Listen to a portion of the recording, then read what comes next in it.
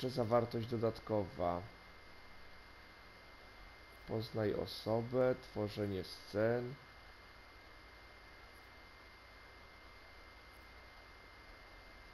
Ścieżka dźwiękowa.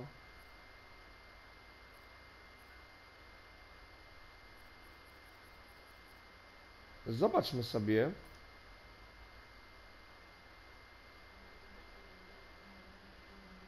I am Hayden Panettiere, and we are here at the studio recording Until Dawn. My name is Rami Malek, and I play Josh. My name is Megan Martin. My name is Brett Dalton. My name is Antonella Lentini, and I played Hannah and Beth. My name is Jordan Fisher, and I play the character Matthew, Matt for short. I'm Nicole Bloom, and I play Emily in the game. My name is Noah Fleiss. I am Galadriel Steinman, and I play Ashley.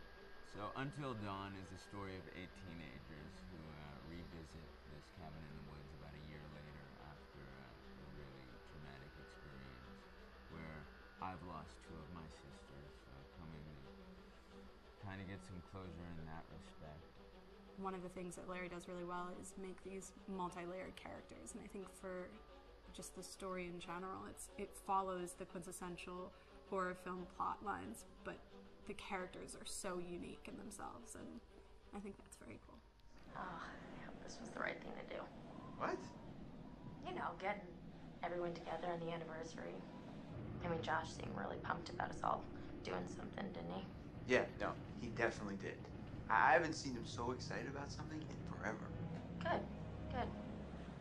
Sam and I have a few things in common, such as being huge lovers of animals, and she's a huge animal lover. She's vegan. She is a pacifist. I'm not quite sure if I'm gonna go as far as saying that I'm a pacifist, but she's spunky and cool. I know that she, I think, is made fun of a little bit by the rest of them who think that her morals and her beliefs in that area are a little ridiculous and they don't agree with them, but she doesn't care. It doesn't stop her from being herself, and that's something that I hope I have in common with her.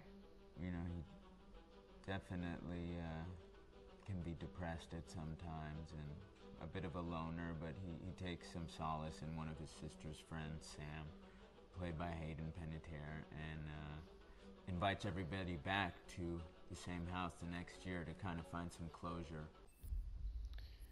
Zobaczmy może filmik Tworzenie scen.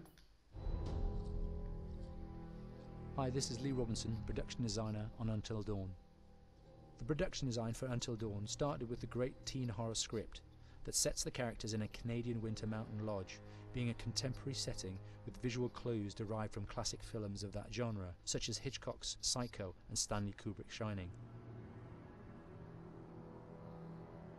The storyboards are vital to the production design, as it allows the designer to understand the scale of the environments to be made and the detail that would be seen to create the atmosphere of a horror.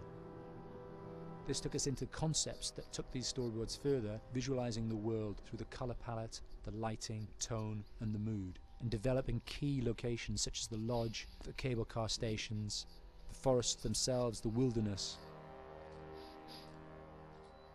As you can see, the environments and atmospheres change quite a bit from warm and inviting to cold and threatening.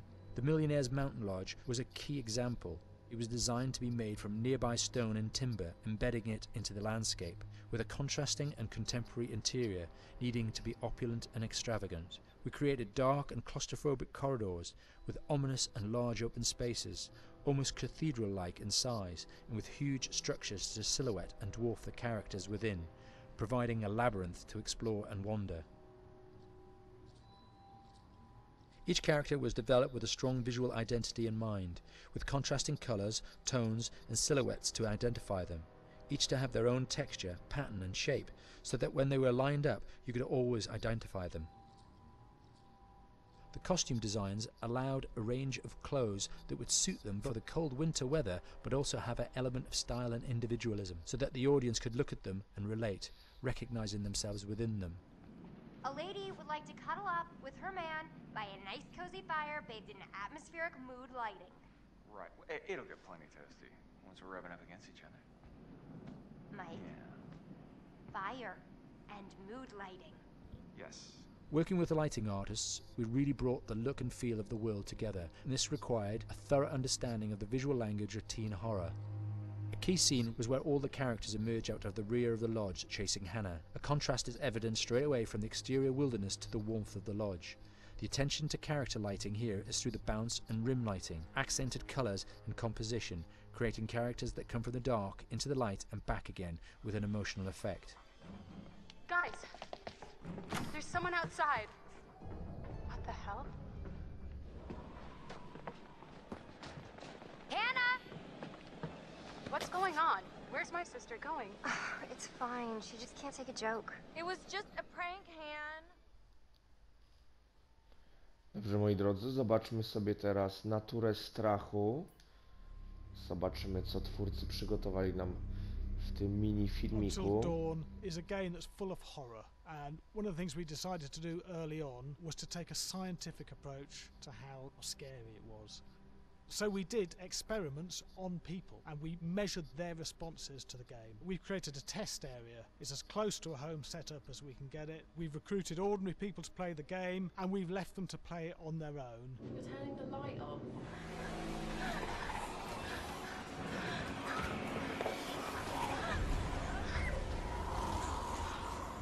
The only difference is it's rigged with cameras and microphones that relay the data through to the next room where people are watching them play. Bracelet here we use for biometric testing. It measures the player's emotional response. It's called a galvanic response sensor. It makes contact with the user's skin and it measures the electrical conductivity across their skin. It's the same principle as an old-fashioned lie detector. When you're stressed, you sweat a little, very sensitive, and picks up tiny changes if the player is feeling anxious or scared. That data's fed back to a testing team, comes through as a graph. I'm so sorry.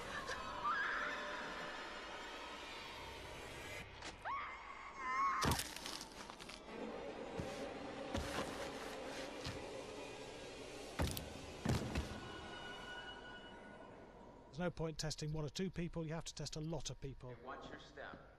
When we have a scare that's consistently has a measurable emotional response, then we knew it was good. If it didn't have that, it goes back to the team for improvement. The data doesn't tell us what's wrong with the scare, it only tells us if it's working or not. Wait, okay, so you hear that too, right? Josh. Here we have a chapter relatively early in the game. Weirdly regular. Nothing regular about it. We have to create tension and anxiety in the player so they are ready to receive the scare. Jak się gości zasłania.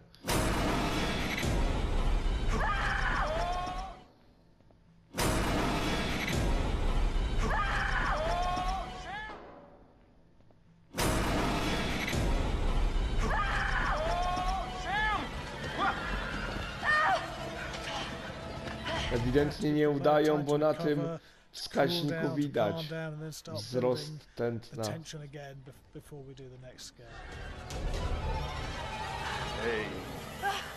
What? Hey. What the hell? Ooh, you just got mugged.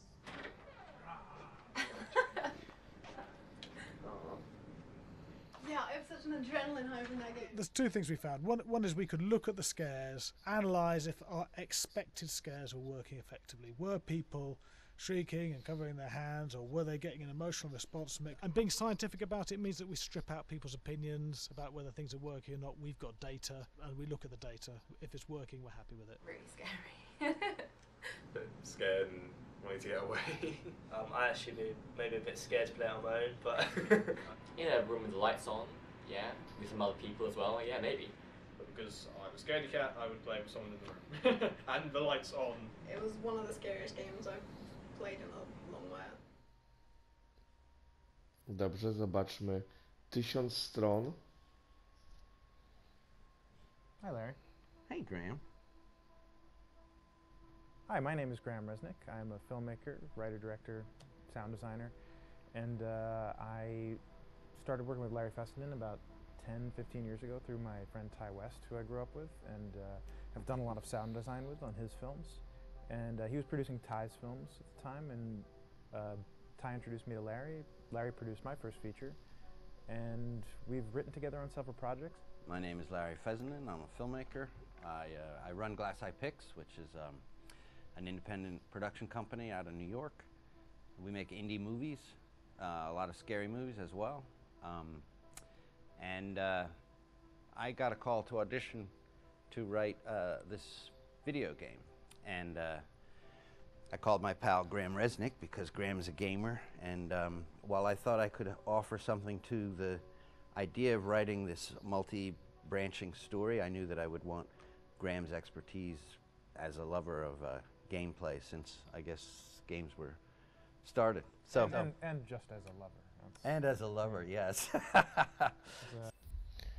Dobra, ścieżka dźwiękowa. Zobaczmy, co tutaj mamy przygotowane.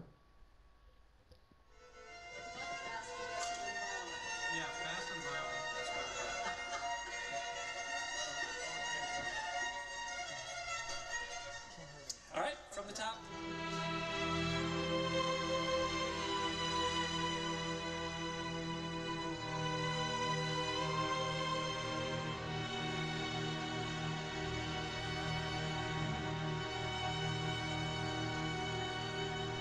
My name is Jason Graves, and I'm the composer for Until Dawn.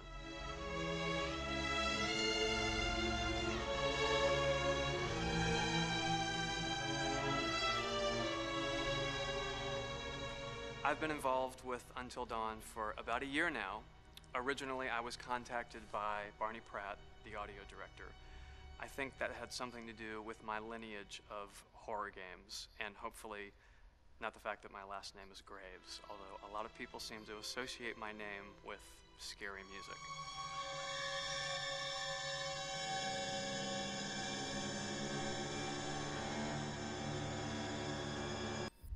Okej. Ze sceny na ekran część pierwsza.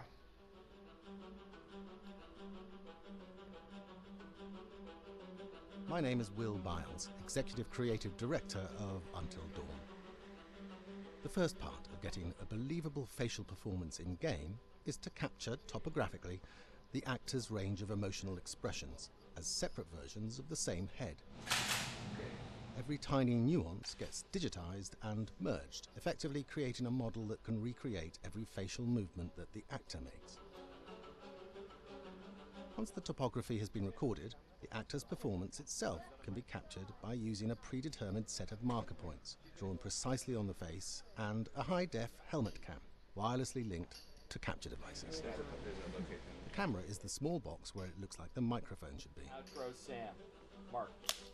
It records in high def the movement of the dots throughout the performance that will drive the expressions captured earlier.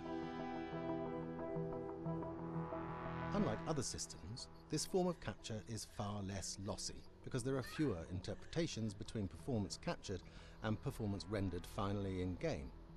The audio is also recorded via two separate lavalier mics attached to the helmet. It takes a while for the actors to acclimatize to carrying around the recording devices and the helmet cams, but very soon the shoot becomes similar to any other effects shoot or a green screen shoot. The actors in these scenes are only recording facial animation, but use cursory body movements for pacing. Wait, and maybe we should all stick together and find everybody and make sure that we're all okay, so... 1-1, the year before the prank. Take 2, Mark. Other than the other actors, they have to use their imagination for everything and everywhere that they are supposed to be seeing and feeling. Idiot! So dumb! From a hot midday studio in Los Angeles to a freezing midnight mountain in British Columbia.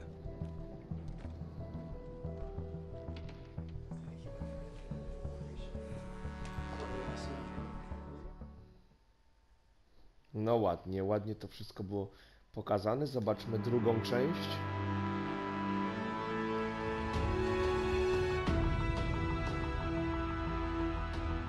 Because Until Dawn has a dynamic, ever-changing story, the facial performances and the body performances are recorded separately with different systems.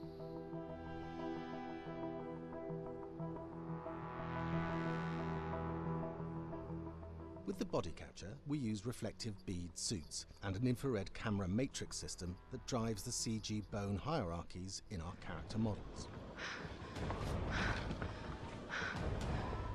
These performances cover everything from character locomotion, scene-specific performances and stunt work, most of which was recorded at studios in Pinewood and Shepperton, near London. Hannah! Hello? Combining all the elements seamlessly in the final game becomes a formidable editing and logistical task. Every variation, both physical and emotional, must be combined in these multi-edits. Scaffolding props have to stand in for the sets, because the hundreds of infrared cameras have to be able to see all of the reflective beads on the actor. Okej. Kolejna zawartość. Co u licha? Co to może być?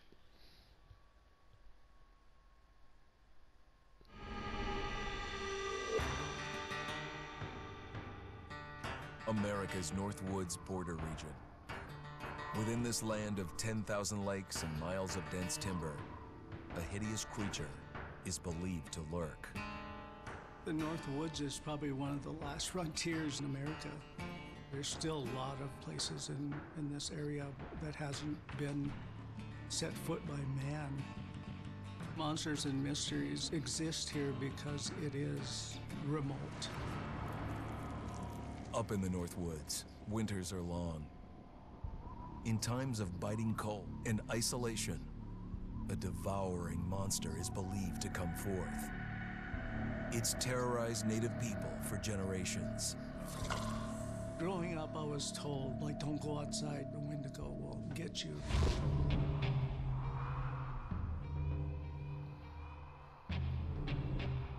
Among the traditions of the northern Algonquin tribes is the Wendigo, a monster that can seize hold of a person to carry out its hunger for human flesh. Many Native Americans fear even talking about this Wendigo, and even the mention of the name will let the Wendigo find out where you are, and it will open you up to be possessed by this Wendigo. The most famous case of a Wendigo possession took place in 1879. In the deep woods outside of Edmonton, Alberta. Swift Runner, a Cree Indian, was a trapper and a guide. He had left town the previous autumn with his wife, 6 children, and his mother. But when Swift Runner returned in spring, he was alone. Powoływanie do życia. Ostatnia dodatkowa zawartość. Zobaczmy, co tutaj nam twórcy przygotowali. Go on, move. Let me say what I came to say. I'm here to tell you what you're up against being back on this mountain. Wychodzi na to, że ta postać Wendigo jest dosyć żywa, jeżeli chodzi o region przedstawiony w poprzednim kawałeczku.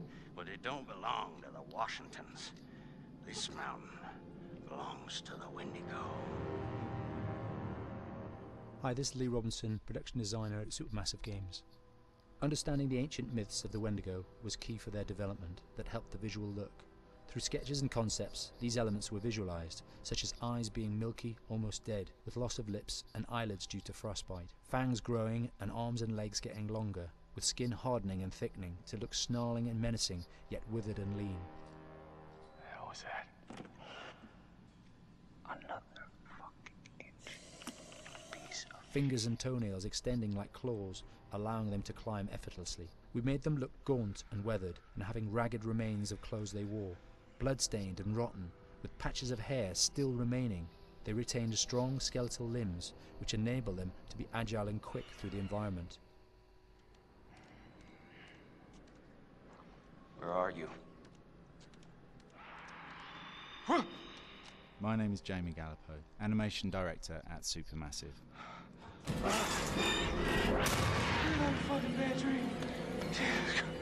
The overall direction on the creature was to be very strong, to be extremely fast. We wanted a spider-like movement to the creature. 1 minute scampering to leaping and then crawling, almost instantaneous. And finally, we wanted the creature to have this real, uncontrollable thirst for flesh.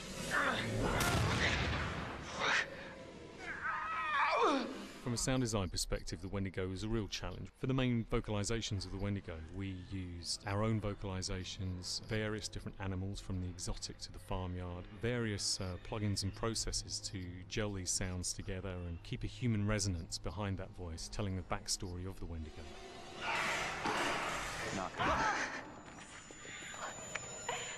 During the chase sequences, the anger of the Wendigo is felt by encircling breaths, screams and screeches that essentially chase you as you're being chased by the Wendigo.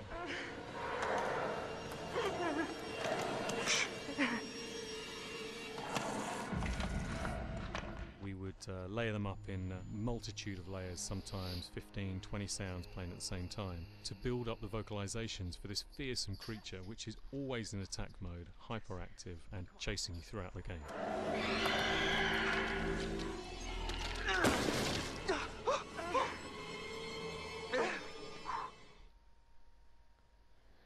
Dobrze, moi drodzy, to był ostatni odcinek serii Until Dawn. Obejrzeliśmy sobie dodatkową zawartość. I ja dziękuję wam za oglądanie, było mi bardzo miło. Dziękuję, że byliście ze mną w tej serii. Zapraszam oczywiście na inne moje playlisty, na inne moje serie. Trzymajcie się. Cześć!